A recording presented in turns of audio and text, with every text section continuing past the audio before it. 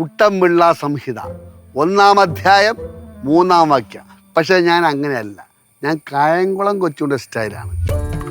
ഉള്ളവൻ്റെ എന്ത് പിടിച്ചു പറിച്ച് ഇല്ലാത്തവന് കൊടുക്കുക. പിടിച്ചു പറയുന്ന മോഷണമല്ല, കൈയകച്ച് പാവങ്ങളെ സഹായിക്കുക. പറിച്ചു പിടി, അത്രേ ഉള്ളൂ. ഇത് സ്വന്തം വീട്ടിൽ പ്രാവർത്തികമാക്കിയ അങ്ങനെ ഒരു കൊച്ചുണ്ണിയെ പോലെ ഒരു ഭർത്താവിനെ കിട്ടിയതാണ് എന്റെ ഗതികേട്. കുട്ടമ്പിള്ള കുട്ടുമാമ, ഈ കപ്പ വിളയാനായിട്ട് എത്ര നാളെടുക്കും? അത് നമുക്ക് കൃത്യമായിട്ട് പറയാൻ പറ്റില്ല മകളെ. പണ്ടൊക്കെ പലയിനം കപ്പയുണ്ട്. ഇപ്പോഴെന്ന് പറഞ്ഞു കഴിഞ്ഞാലേ അത് നമ്മുടെ തോളറ്റം വരെയൊക്കെ എത്തും. അത് നമുക്ക് കവട്ട വെട്ടി പൂ വരുന്ന കപ്പയാണ്.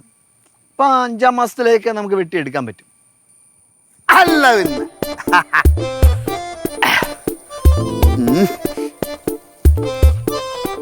അയ്യാ, അടുത്ത മണ്ണാണ്. ഒരു പിടി പിടി.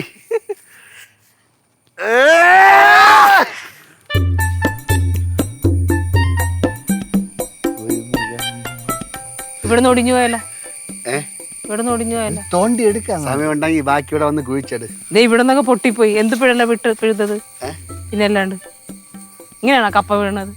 നമ്മളെ ഏൽപ്പിച്ചാ പോരായിരുന്നു നമ്മൾ, അല്ലേ? ഇത് ഒറ്റ കപ്പ, ബാക്കി അടിയിലുണ്ട്. കപ്പ അതെ, മാന്തിരുന്നു മാന്ത്. കപ്പ കപ്പാട് കപ്പ മുറിച്ചാവിച്ച് കാന്താരാണ് ഉടച്ചങ്ങോട്ട് കഴിക്കുമ്പോഴേ അതിന്റെ രുചി നിനക്ക് അറിഞ്ഞൂടാ. അറിഞ്ഞിട്ടില്ല. അല്ല ചേട്ടാ, മാന്ത് അടിയിൽ പൊട്ടിപ്പോയത്. അത് ബാക്കി കപ്പ താഴെ കിടക്ക. മക്കളെ, അച്ഛൻ മാന്തിയെടുത്തോളാം, നിങ്ങൾ വയ്ക്കോ. പോട്ടാ. വാ പോവാ. ഇല്ലടി, നമുക്ക് ഒരുമിച്ച് പോവാം. അച്ഛൻ മാന്താന്നല്ലേ പറഞ്ഞു? പോടാ, നിങ്ങൾ പോടാ. ഇത് ഞാൻ കൊണ്ടുപോവാ അല്ലേ? നിങ്ങൾ കൊണ്ടിരിക്കോ. കൊണ്ടുപോയി വൃത്തിയാക്കി കഴുകി അരിഞ്ഞു വെക്കുമ്പോൾ നമ്മൾ ബാക്കി കപ്പയായിട്ട് ഞാൻ വരും. ഓക്കെ അല്ലേ? ശരി. ഗൗരി, എന്തോ വാ. ആ ഒരു വേട് പറഞ്ഞില്ലേ ശരിയാവില്ല, നടക്കും. ഗൗരി വാ.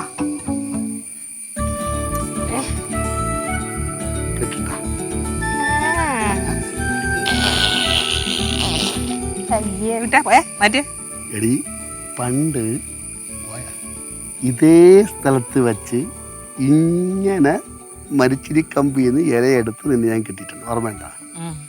ഓർമ്മയുണ്ട? അതൊരു 16 വയസ്സങ്ങണ്ടുള്ളപ്പോഴല്ലേ. എടി, 16 വയസ്സ് കഴിഞ്ഞ് ഇപ്പോഴും നമ്മൾ ജീവിച്ചിരിക്കുന്നത് എന്തൊരു ഭാഗ്യമടി. എന്തോന്ന് പാലും, ആകെ ഇത്രയും വയസ്സല്ലേ ആയുള്ളൂ. ആ അതെ പറഞ്ഞമ്മാ, കപ്പ പിഴണ്ടേ? അത് നമുക്ക് ശ്രീകുട്ടനെ കൊണ്ട് കളച്ച മറിച്ചെടുക്കാം. നീ വാ. വാ, നടക്ക്.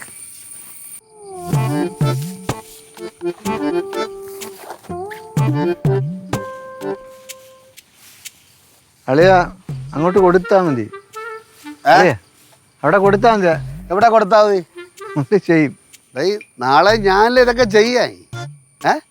ചെയ്താ കുഴപ്പമെന്ത്? ഉമേഷേ, ഷീറ്റ് ഇത്ര ഉള്ളാടേ? ബാക്കി കുറേ കിടപ്പുണ്ട്. ഉറയിലുണ്ടേ. ഉറയില? അത് ശരി. അല്ല, നിന്റെ ഉത്തരത്തിനൊരു കൃത്യത ഇല്ലല്ലേ? കൃത്യതയൊക്കെ ഉണ്ട് ചേട്ടാ.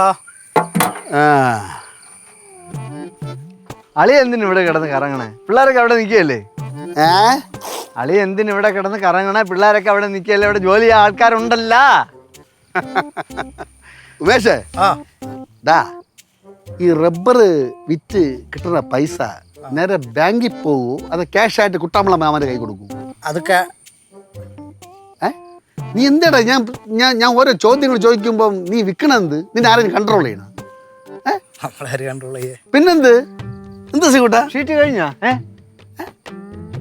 ഷീറ്റ് കഴിഞ്ഞാ? അതുകൊണ്ട് 5000 റബ്ബർ ഇവിടെ ഉണ്ട്. അതിന്ന് നല്ലൊരു വരുമാനമല്ലടാ കിട്ടുന്നത്. 5000 റബ്ബറിൽ നിന്ന് കിട്ടിക്കഴിഞ്ഞാൽ നല്ല വരുമാനമല്ലടാ കിട്ടുന്നത്. അതാണ് ഞാൻ ചോദിച്ചത്, എന്താണ് ഈ വരുമാനം എവിടെ പോണ്? ചേട്ടാ, 5000 വെട്ടൊക്കെ ഉണ്ട്. പക്ഷേ 4000 കടുംപെട്ട് വെട്ടിയെടുത്തേക്കാന്നേ. അല്ല ശ്രീകുട്ടാ, കുട്ടമ്പിള്ള മാമന് ഈ കടുംവെട്ട് തന്നെയാ പണി.